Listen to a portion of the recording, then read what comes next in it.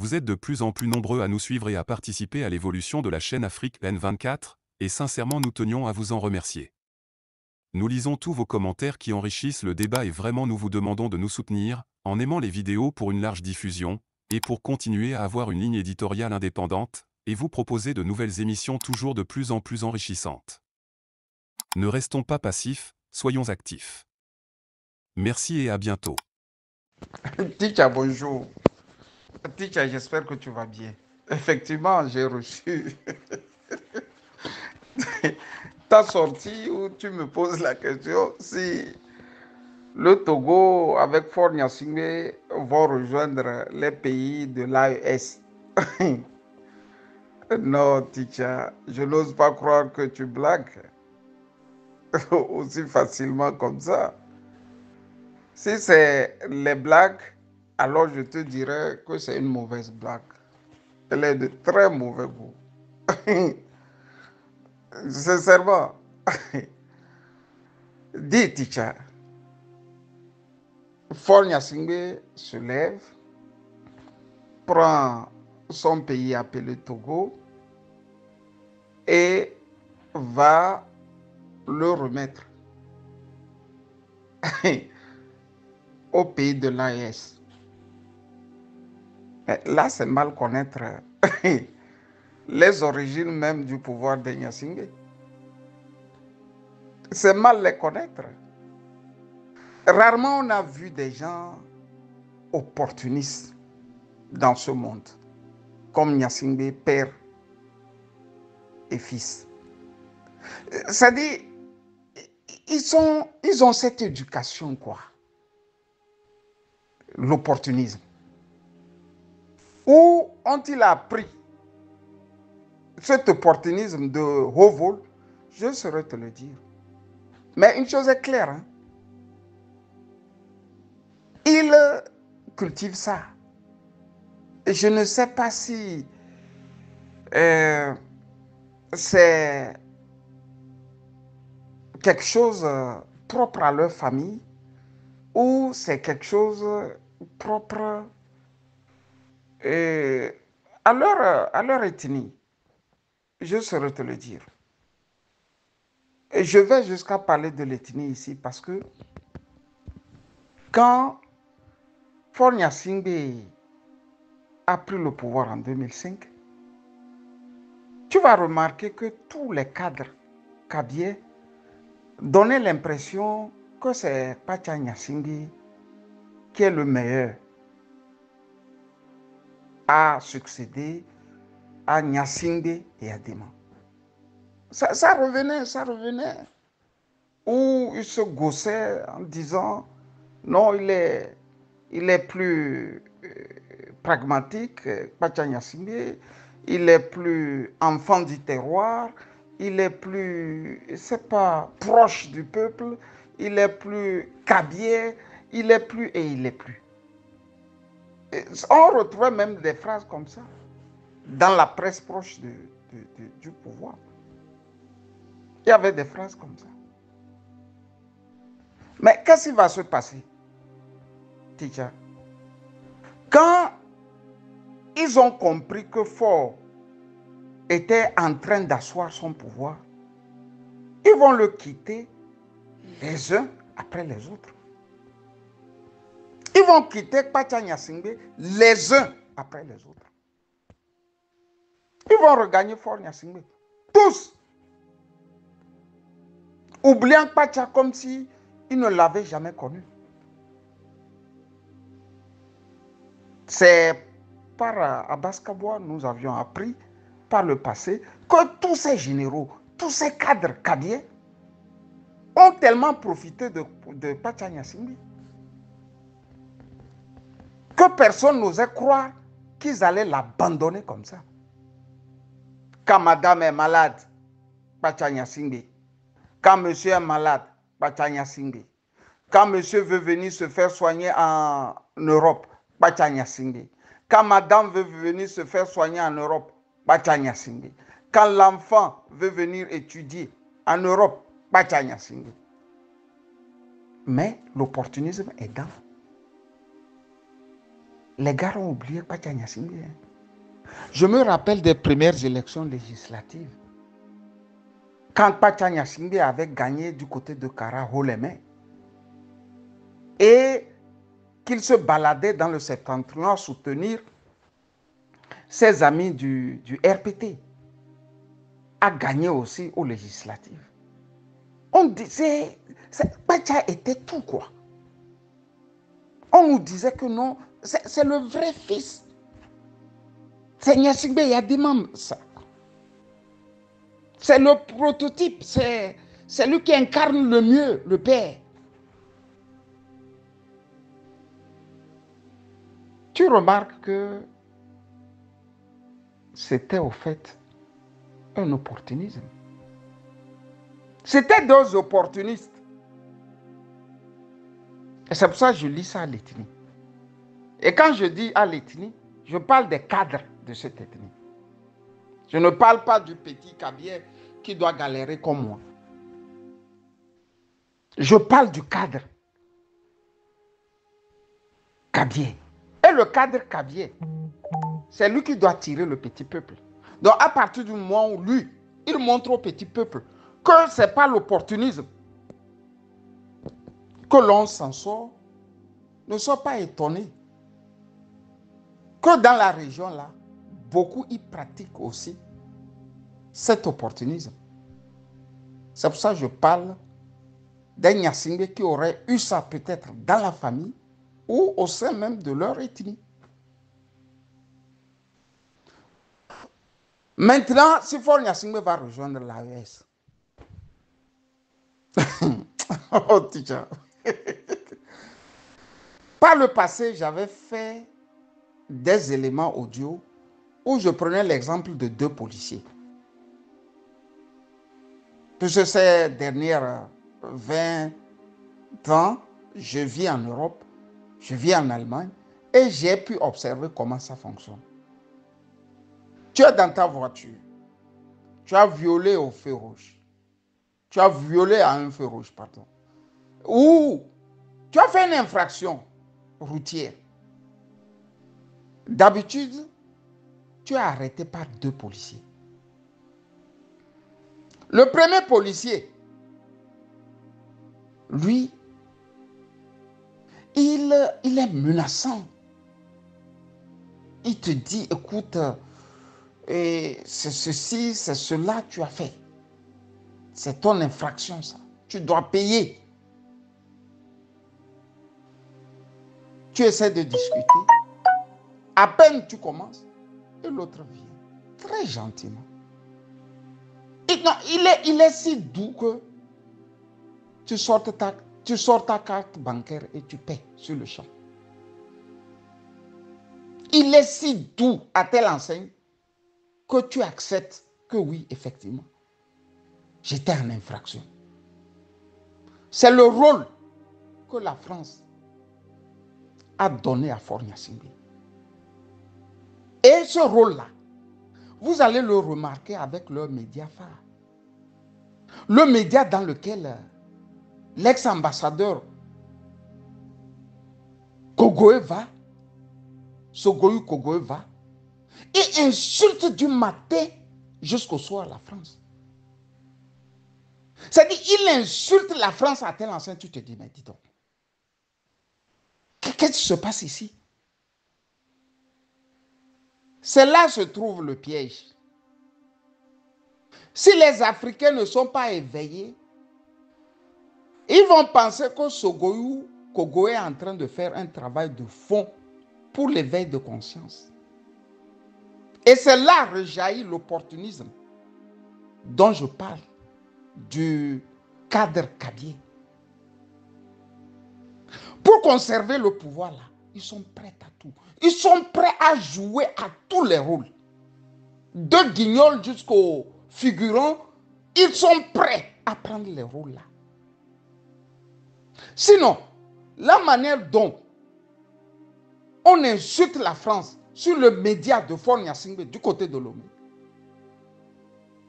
devrait interpeller l'ambassadeur de France au Togo. Ce dernier aurait déjà pris une audience afin de discuter avec Faure Gnassingbé sur ce cas exceptionnel où on insulte les autorités françaises, on insulte la France, on insulte l'armée française, on insulte les institutions françaises. Faure est dans le rôle du policier Doula. C'est pour ça, quand ils font cette pagaille-là, ils font tout que ce soit relayé dans les pays de l'AES. Il fut un moment, les Maliens, les Nigériens, je ne sais pas si les Burkinabés, invitaient beaucoup de ces journalistes-là de la chaîne du côté de Lomé. On les invitait. Ils étaient pratiquement dans les capitales là. C'est eux qui donnaient le haut là. Il n'en est rien. Si la France ne fait pas ça, ils n'auront plus une porte par laquelle il faut rentrer dans l'AES. Faure Gnassingbé sert à la France d'avoir ne serait-ce qu'un petit œil là-dedans, dans ce que les pays de l'AES sont en train de faire. Tidja. Ils n'entreront jamais. Je dis jamais. Et nous aussi, Tidja. Notre problème, c'est qu'on n'a jamais voulu lire. On ne veut pas lire. Tout se trouve dans les livres. Mais nous, on refuse. Mais pourquoi les Tiani? Pourquoi les Ibrahima Traoré? Pourquoi les Goïta sont si fiers d'eux-mêmes? Ils sont si fiers d'eux-mêmes parce que ils n'ont pas connu le même parcours que les Faure Gnassingbé. Ce n'est pas le même parcours. Quand Faure Gnassingbé, lui, il s'achetait des appartements encore étudiants en France, les Goïta étaient pratiquement en train de courir dans les rues de Bamako, bousculant le ciel et la terre pour être engagés comme militaires. Faure Gnassingbé, lui, n'a pas connu ce problème. Déjà étudiant, lui s'achetait des appartements en France. Ce n'est pas moi qui le dis, hein. C'est la presse française elle-même qui l'écrit blanc sur noir. Et jusqu'à nos jours, jamais démenti par le concerné, c'est-à-dire par Faure Gnassingbé. C'est ça. Ils n'ont pas le même parcours. Faure Gnassingbé, lui, a des comptes en France. Les autres n'ont pas.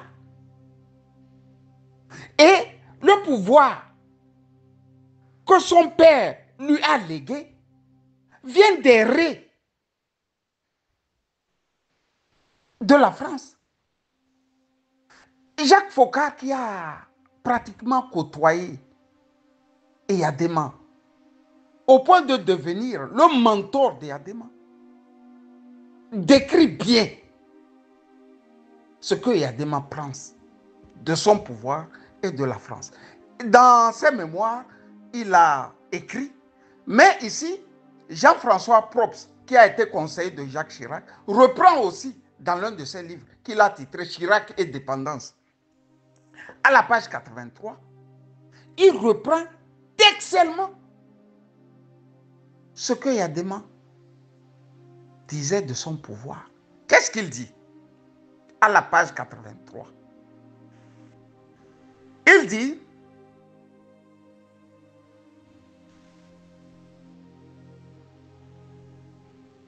Eyadema met les petits plats dans les grands pour honorer Jérôme Monod, porteur comme d'habitude d'un message d'amitié et d'introduction de Jacques Chirac.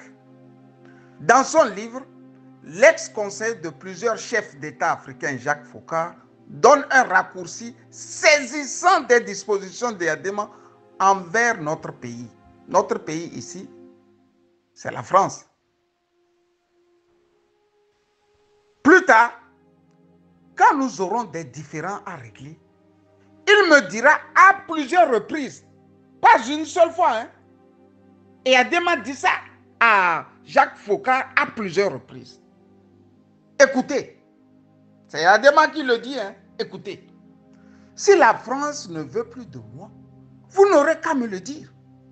Je partirai tout de suite. Je reprends. Écoutez, si la France ne veut plus de moi, vous n'aurez qu'à me le dire. Je partirai tout de suite. Et à Jacques Foccart de lui dire, en toute cordialité, que ce n'était pas un langage très convenable de la part d'un chef d'État. C'est-à-dire le blanc même est dépassé. Que notre cher président soit si apte à faire de la France pratiquement son pays. C'est-à-dire, la France vient avant le Togo. Un chef d'État qui dit au conseiller d'un autre chef d'État, si ton pays ne veut plus de moi, vous n'avez qu'à me le dire. Et moi, je partirai. Comme pour dire ici que, c'est-à-dire, le peuple togolais n'est pas à ses yeux celui qui a fait de lui président. Il ne connaît pas. C'est le peuple qui devrait l'interpeller. C'est-à-dire, il devrait dire, ok, si le peuple togolais ne veut plus de moi, je vais partir tout de suite. Non, lui dit, hein, si la France ne veut plus de lui là, lui part ici et tout de suite. Et bizarrement, il va continuer. Hein. Il va continuer jusqu'en 1993. Il dira la même chose au ministre de la Coopération, Michel Roussin. François Mitterrand envoie Michel Roussin chez Adema. Et Adema lui dit, hein, si la France ne veut plus de moi, vous n'avez qu'à me le dire tout de suite et moi je m'en vais. Voilà, Ticha. Je crois t'avoir lu plusieurs fois ce passage. Je crois aussi avoir lu plusieurs fois ce passage au Togolais. Mais on est obligé de faire cette répétition parce que dans nos pays là, il faut dire la même chose 1000 fois. Là où tu vas dire une fois au petit blanc, il le saisit, travaille avec ça, trouve des solutions pour que cela ne se passe plus jamais. Chez nous, tu dis, tu redis, tu dis et tu redis. Grosso modo, j'ai voulu te dire ici que Faure Gnassingbé ne va pas rentrer dans l'AES. Parce que lui-même, son pouvoir là, il ressemble au pouvoir de son père. C'est bien fort possible que lui aussi, il a eu à dire ça aux Français. La preuve ici est que en 2005, quand il capte le pouvoir, mais il y a un moment où personne ne savait qui deviendra président. Pendant 24 heures, on ne savait pas. Mais lors des tractations, le dernier mot revenait à Jacques Chirac. C'est Jacques Chirac qui a finalement dit, alors, vous prenez le fils du général. C'est pour ça, quand Jacques Chirac est décédé, il est allé en Corrèze là-bas. C'est comme si le ciel et la terre devraient tomber en même temps dans l'eau. Pas le ciel seul, hein. Le ciel et la terre sur laquelle ces deux pieds sont posés devraient aussi tomber dans l'eau. Vous l'avez vu un peu hagard, perdu, comme ça. Même quand Adema est mort là, nous on n'a pas vu ça. Donc il s'est dit, c'est celui-là qui a fait de moi Faure Gnassingbé. Et successivement, tous les présidents vont aussi l'adouber. Quand Chirac part, Sarkozy vient. Il dira devant les étudiants, que ce qui s'est passé au Togo en 2005 n'est pas une élection. Sarkozy avait eu à le mentionner. Ce qui s'est passé au Togo là, ça ne s'appelle pas élection. Mais, chemin faisant, il a fini par adouber Faure Gnassingbé.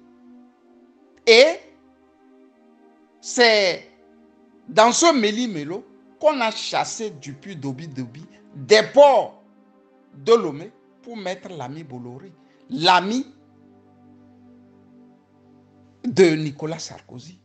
Quand Hollande est arrivé, patatras, c'est la même chose.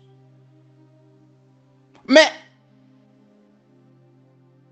quand le jeune homme là arrive, Emmanuel Macron, c'est comme si c'était possible même bon, qu'il épousât Faure Gnassingbé. Si on lui disait d'épouser Faure Gnassingbé, lui le ferait. Il le ferait. Il le ferait. Parce que c'était devenu comme dans des clubs où on fait les paris. Il y a d'autres qui avaient parié pour Fillon, François Fillon, et d'autres qui avaient parié pour Emmanuel Macron. Mais à la dernière minute, Feu Agboyome Kodjo va approcher Faure Gnassingbé, lui dire de parier. Il n'a qu'à mettre l'argent là sur Emmanuel Macron. C'est lui qui va passer. C'est ce que notre cher, très cher colonel, ministre, ambassadeur, Calix Madjoulouba allait faire élégamment, avec une grosse mallette. Quand j'ai dit ça, j'ai voulu te dire, Ticha, ni d'aujourd'hui, ni de demain, tu ne verras jamais Faure Gnassingbé aux côtés de l'AES. S'il est là-bas, il est là en tant que second policier. Un petit espion en somme. Bonne journée de dimanche. Bye bye. Likez la vidéo si ce n'est pas déjà fait. Laissez aussi votre point de vue en commentaire. Abonnez-vous et cliquez aussi sur la petite cloche de notification pour ne rien rater de nos prochaines vidéos. N'oubliez pas de partager aussi la vidéo et de la liker.